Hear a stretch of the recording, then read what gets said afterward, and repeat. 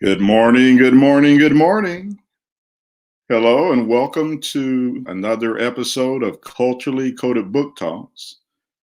I'm your host, J.A. Faulkerson, and we have been reading the book Adinkrahene, Fear of a Black Planet. Again, this is my debut novel. It came out I think I published this in 2014, and it was a finalist in the Phyllis Wheatley Book Awards. So I'm hoping that many of you can visit my website, www.jafalkerson.wordpress.com/store, and actually purchase a copy of this book. But what I've been doing the past few weeks is I've been reading from my debut novel just to give you guys a sense of what it's all about. I drew my inspiration for this book from the Black Panther character created by Marvel Comics. But I say that, but I also was in the process of just trying to be original, in my thinking.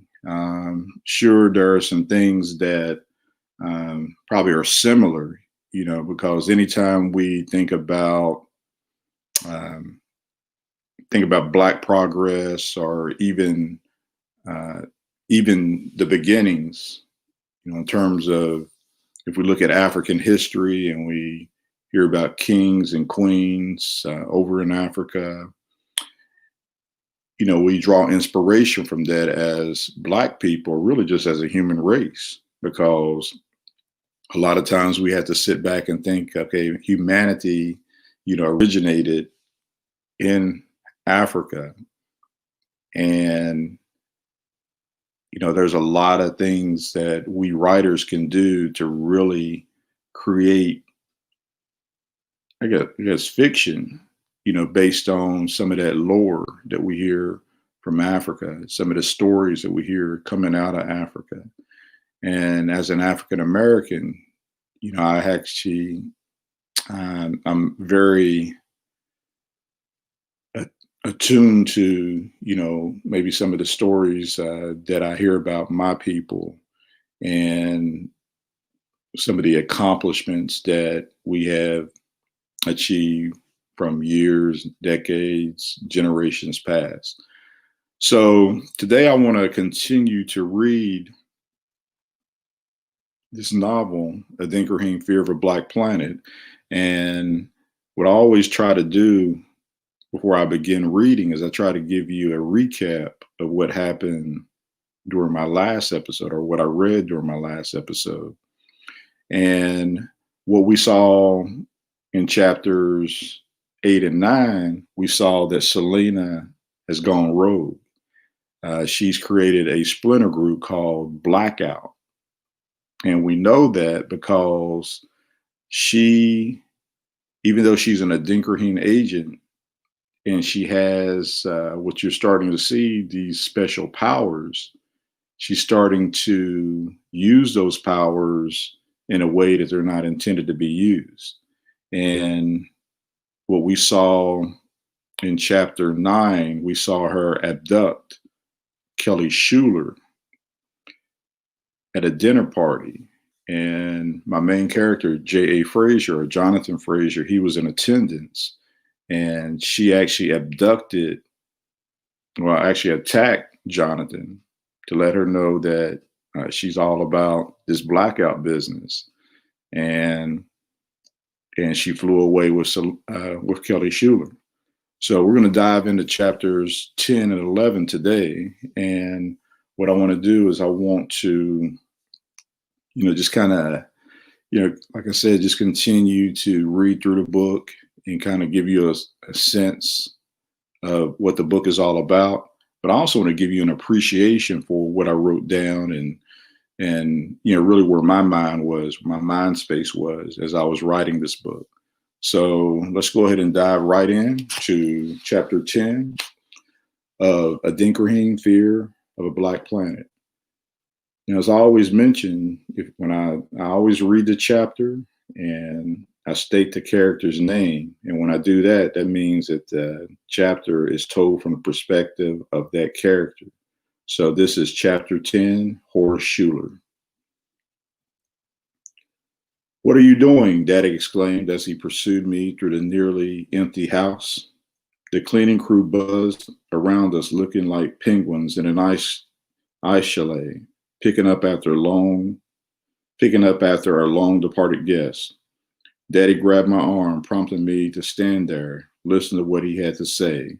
"The plan is to activate them after the election, not before." I crossed my arms, doing my best to angle my body away from him. "That's my sister, your daughter, out there, Daddy. I can't just sit here and do nothing. Not when my combots can give that bitch a dose of her own medicine." "But that's not part of the plan, Horace. You know that. If I'm going to win this election, we can't afford any slip ups." He playfully chopped my arm for emphasis. "Besides, you already told me Sandy is close to locking in on her location." I had dispatched the floating spear known as Sandy, or surveillance android for national defense and intelligence, within an hour of Kelly's abduction. But the tracking device that had been surgically implanted into Kelly's right arm years ago, when she had to go under to have her tonsils removed, went cold. More than 30 hours had passed since we lost the signal, and even though I had uploaded all available video and audio to Sandy's rapid access memory bank, we were no closer to locating Kelly. There was a part of me that felt Selena would never harm Kelly, not after recalling how they interacted with each other during Selena's summer visits to her parents' Mississippi estate. My sister adored Selena, to Daddy and Grandpa's chagrin. I even winced at the sight of them. This darky treated my sister like she was part of her family. After Mary Giles's murder, Papa went out of his way to make Selena feel comfortable around us, ultimately opening up a savings account for her at Jackson Federal Bank and Trust. Yes, Daddy had slit her grandmother's throat, and Daddy had no remorse for his actions. He, much like Papa before him, knew we had to keep the niggers down so the more enlightened members of the Caucasian race could lead. Both Daddy and Papa were masters at keeping their friends close, their enemies closer. They didn't have to give Selena anything after she graduated from UT, but they did. Papa made the first deposit into the special account that had been opened in Selena's name. I believe it was about $50,000. That deposit gave Daddy, who was a teenager at the time he needed to work with my mother to concoct a believable story regarding my birth. Shame would have been heaped upon our family if the public knew Daddy had impregnated his adopted sister. He also managed to graduate from Ole Miss with an undergraduate degree in political science and from Harvard University with a graduate degree in corporate law. With 2 degrees in hand and the bar examination behind him, he secured full-time employment with a New York law firm. When the money started rolling in from his day job, he added another $200,000 to Selena's bank account. My grandfather didn't mince words when he told Daddy that he would need Selena's loyalty and support. He had already predicted that my father would one day become the next Schuler Republican.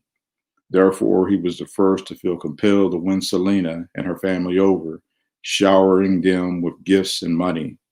He wanted to shield our family from accusations that a member of his family had anything to do with Mary Giles's murder.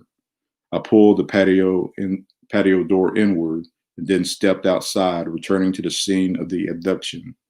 Daddy was on his heels, chattering away, but his words weren't registering with me. All I could think about was how I would choke this darky to death if she harmed a single hair on my baby sister's head. "Doesn't it make you uncomfortable," I asked, "knowing Kelly's not here with us?" "It does," Daddy replied, "but this is the critical moment when we can't afford to overreact. If you activate the combots down, all that we have worked for will have been in vain. What assurances can you give me that they won't track the combots back to us, you, You're the most renowned robotics engineer on the planet, son. I know that, Dad. And I know members of the inner circle are going to be furious. But what if something like this happened to them? Would they hesitate to pull the trigger, put this animal down? Not on your life. I turned to see my wife, Ellen, exiting the house in a panic. She had called me during the fundraiser to let me know her connecting flight from Charlotte had been delayed.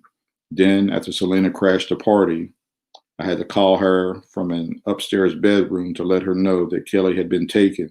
The two had been the best of friends at Ole Miss. How did she get past the guards at the front gate? Ellen asked while walking toward us. I would learn later that the front gate guards were the first to be taken out. Do we know if she had accomplices? No, Daddy interjected. All we know is she had a power that no one has ever seen before. Ellen's glare was scathing, almost incriminating. What are you going to do, Horace?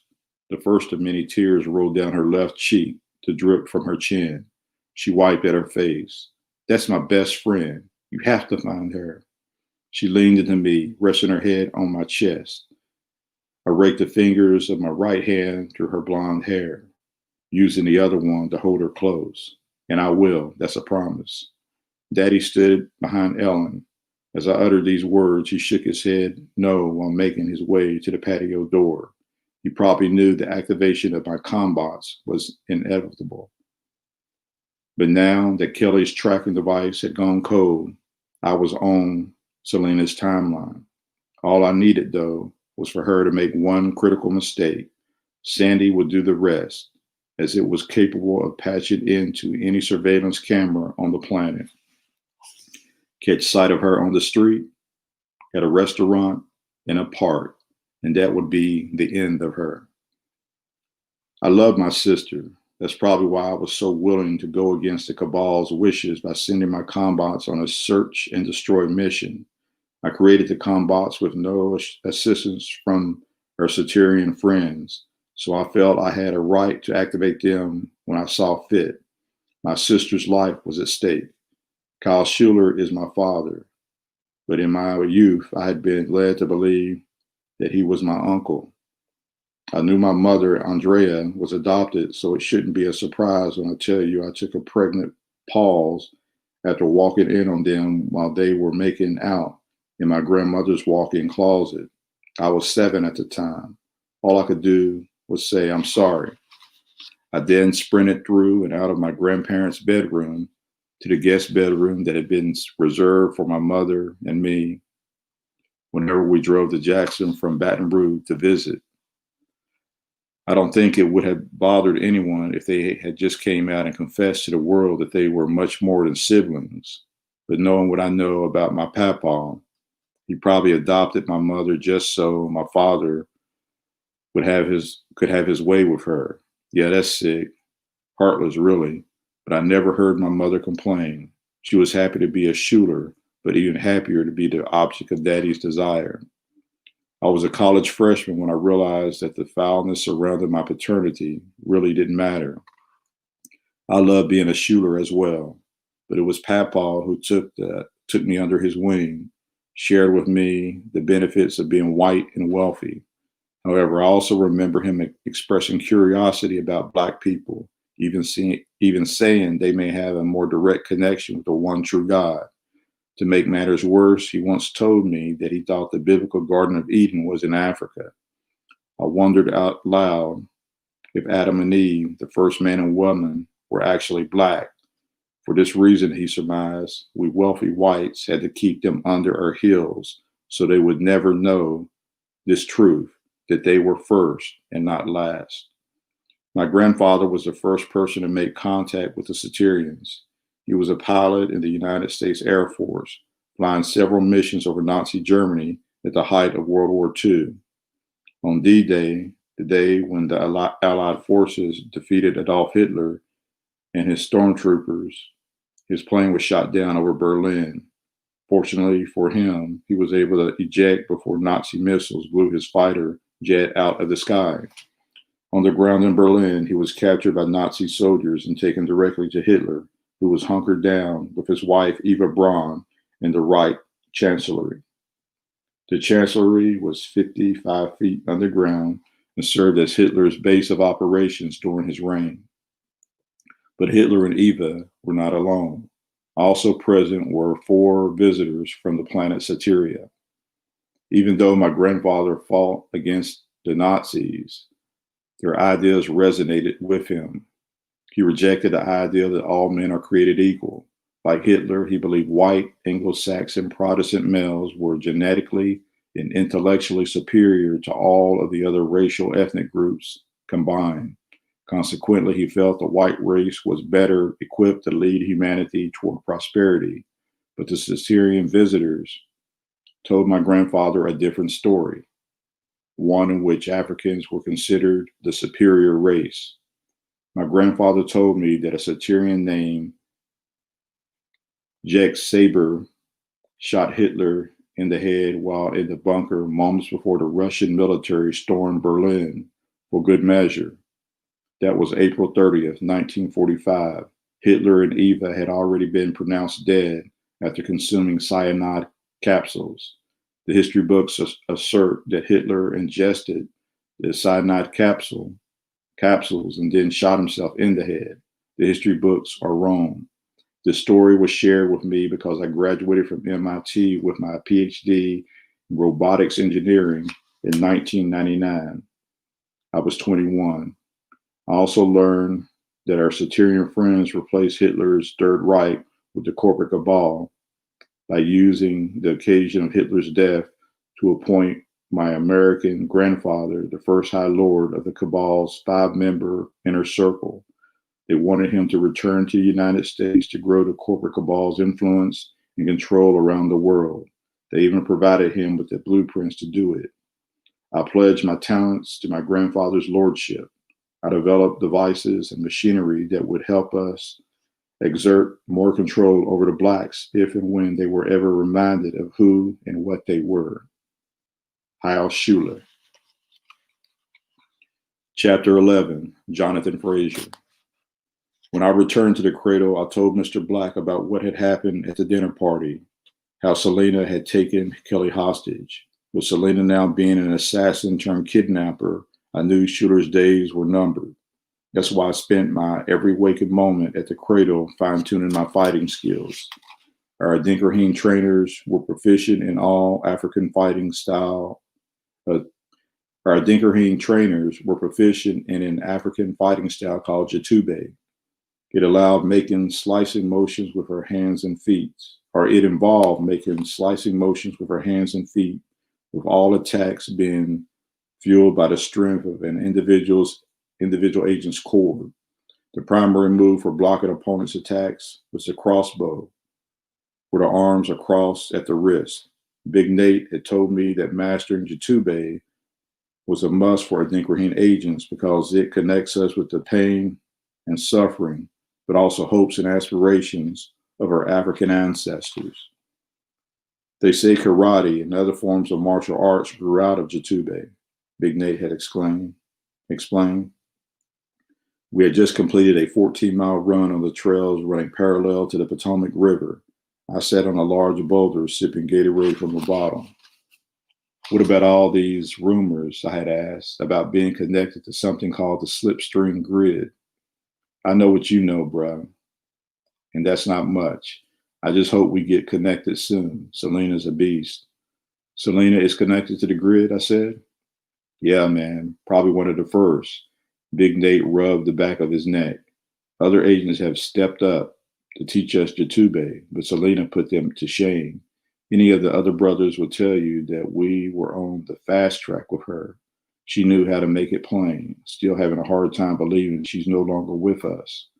Can you blame her, man? My eyes bore into him.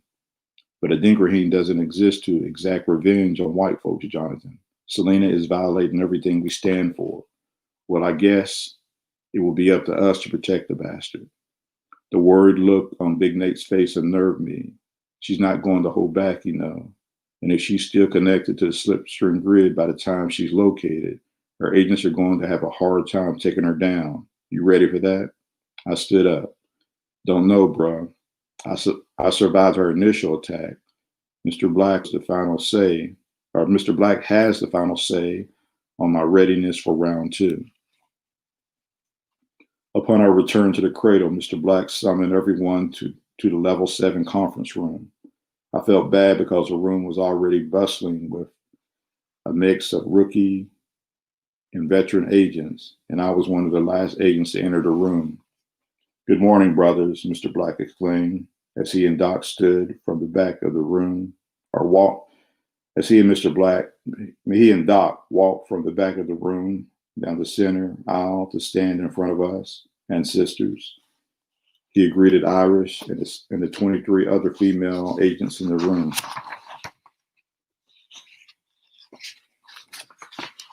"Good morning, sir," we replied in unison.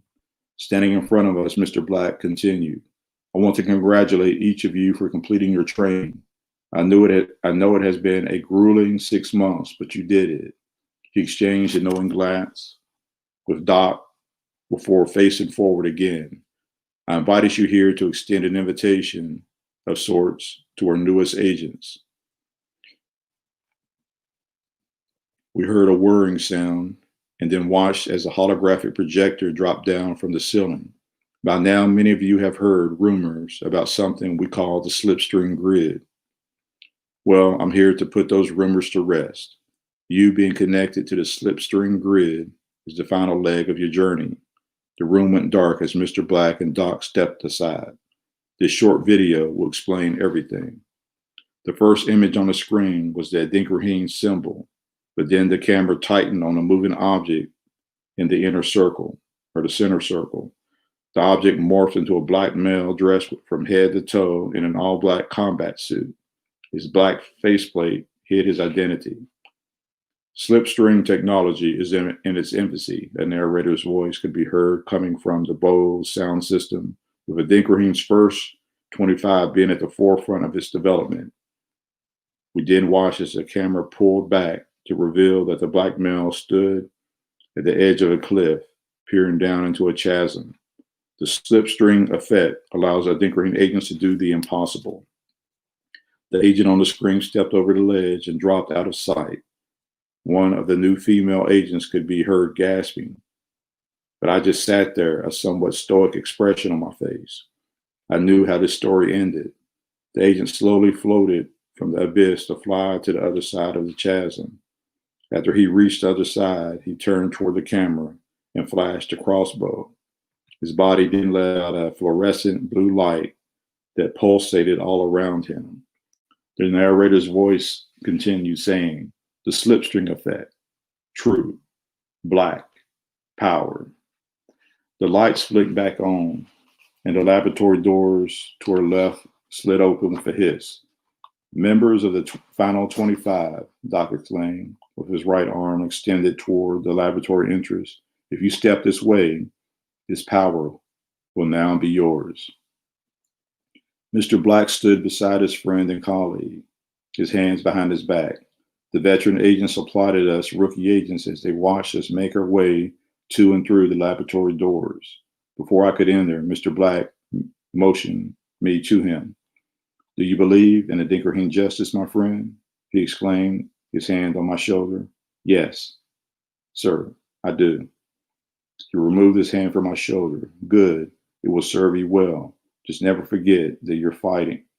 Just never forget what you're fighting for." "And what is that, sir?" "Restoration of the Pangean nation." "Is this going to hurt?" I asked. I was lying face down on a padded table that was aligned with a computerized tomography machine. When I entered the room from the waiting area, Doc had shown me the small dime-sized disc encased in a block of clear plexiglass that he would be inserting at the base of my neck. "Not one bit," Doc replied. "But I won't be able to activate it until you're sleeping. Being connected to the grid for the first time is a pretty jarring experience." The padded table was on a metallic track. Doc signaled to his female assistants in the booth above that it was time to begin the process. She did as she was told, and the table slowly moved forward on the track toward a computerized tomography machine. Once I was in the machine, I saw two 3-inch needles slide out of matching panels to my left and right, then mechanically align with my head and neck, ultimately stopping about a half-inch from my neck on each side. "Good night," Doc exclaimed. The needles pierced the flesh on the sides of my neck, injecting some kind of anesthesia. After that, it was lights out. All right. So that was chapters 10 and 11 of Adinkrahene, Fear of a Black Planet. And we see that Jonathan Frazier has become a full-fledged agent of the Adinkrahene Reparations Management Syndicate. So the story is about to, take some leaps and bounds. And I hope you will tune in next time when we I'm going to get into another excerpt from Jonathan Frazier. And this excerpt is titled, this is from his column. I mean, remember, I read a column to you that Jonathan wrote, but this column is from his culturally coded column again. And this one is titled "Bending Over Backwards for the First Black President." And as you will recall, the first Black president in this world, his name is Herbert Newsom. And Herbert Newsom was once an Adinkrahene syndicate agent. So that's one thing I want you to keep in mind. But he also happens to be the first Black president. So we will continue with the excerpt from his, well, not excerpt, but it's his column that he wrote.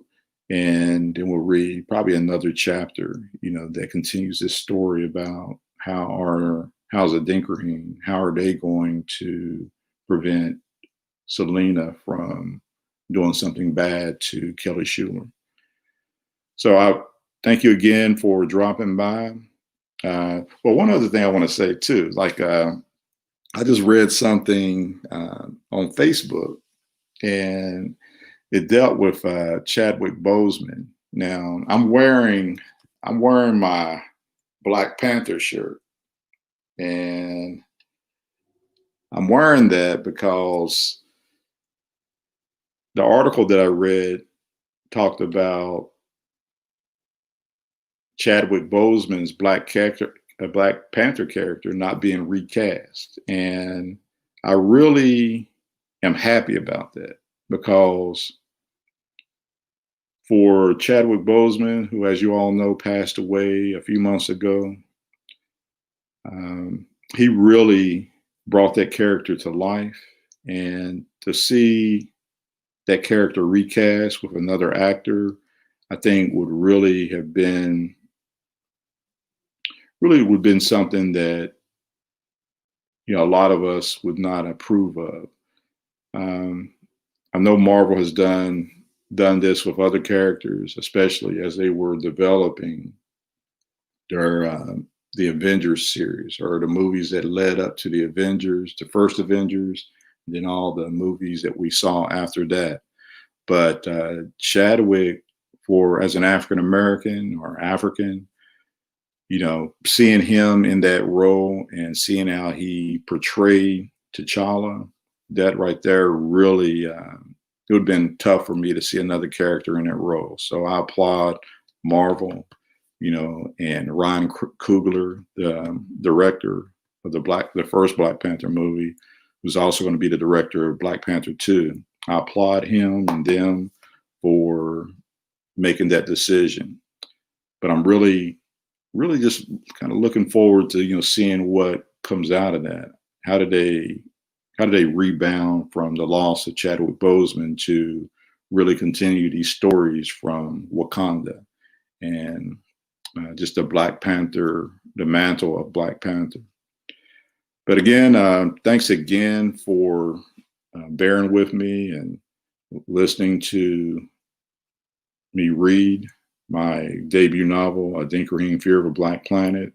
I look forward to doing it again within the coming days. But I really I want to encourage each of you to visit my website, www.jafaulkerson.wordpress.com/store, just to see what products I have products that I'm selling on my website. Uh, some of the products are the products that you will be hearing about during these culturally coded book talk episodes. I have my two other books are Real Men Race Champions, Unleashing Your Inner Coach. And that's a book that I targeted toward males and encouraging them to stand in the gap for their women and their children. And the final book and most recent book that I wrote is called Young Achiever Playbook. Young Achiever Playbook, Planning to Achieve. And this is a book that I targeted I wrote for young people between the ages of 13 and 21. So just go over to the website, take a peek. If you feel that these products are something that would benefit you or someone that you know, especially the Young Achiever Playbook, which I wrote for young people to kind of give them a roadmap or help them, give them the information they need to create a roadmap to lay a foundation, a firm foundation for their future. So check it out. Check it out. That's all I encourage you to do. But again, thanks again for stopping by. And I will see you next time for another episode of Culturally Coded Book Talks, where an open book teaches valuable lessons about life, liberty, and happiness. Take care.